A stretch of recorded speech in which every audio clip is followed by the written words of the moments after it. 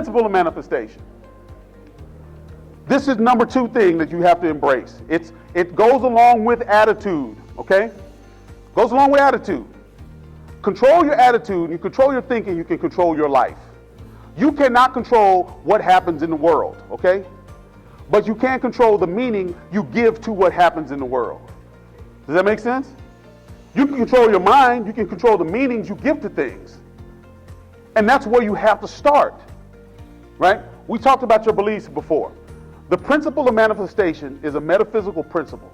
It encompasses the universal laws that govern human potential. The law of belief, the law of attraction, the law of return, the law of causality, the law of expectation. All of these things are metaphysical laws that govern your life that you may not be aware of, right? You may be unconsciously incompetent to what I just said. You have to embrace what I'm telling you right now. The principle of manifestation states what you think determines how you feel, and how you feel determines what? How you act, and how you act determines your results, and your results typically reinforce what you believe. You follow that? Click through for me, would you? Because I have this little graph. See that? Think about that for a second. You can control this process. What you think about determines if you are going to be positive or negative. If you are positive and you go out into the world, you feel positive, you think positive, you'll feel positive.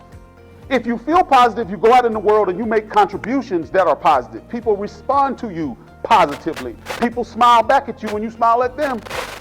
You find yourself getting lucky when you have a good attitude.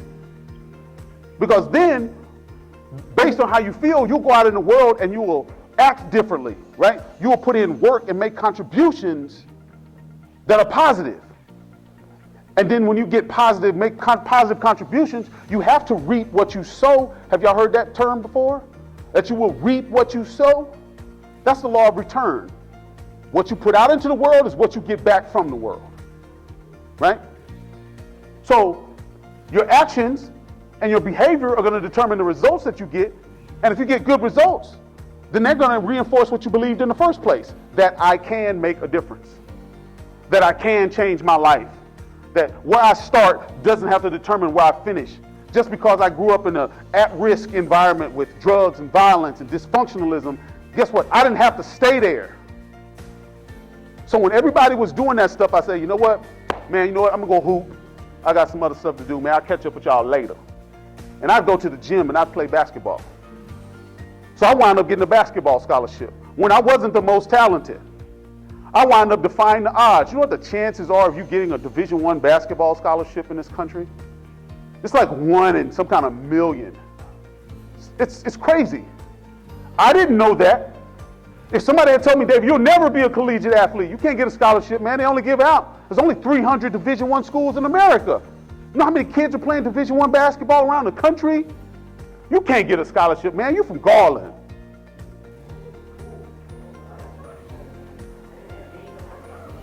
What if I had believed that? But I didn't believe that. I said, man, whatever. Come Friday, it's Friday right now. We played on Tuesdays and Friday. Come Friday, South Garland's going to be all over y'all. Scholarship, David goes to New York. So I go to New York, change my life, start to reap a whole different kind of life. I come back and everybody's in jail, been to jail, ex-cons, felons, dead.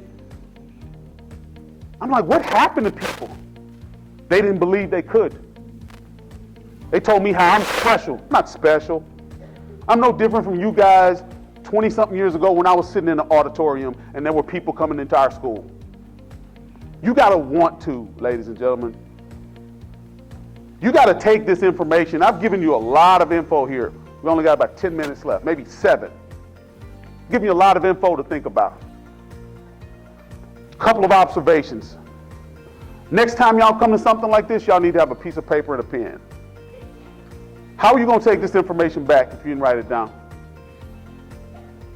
Oh, it's just up here? It's just locked in?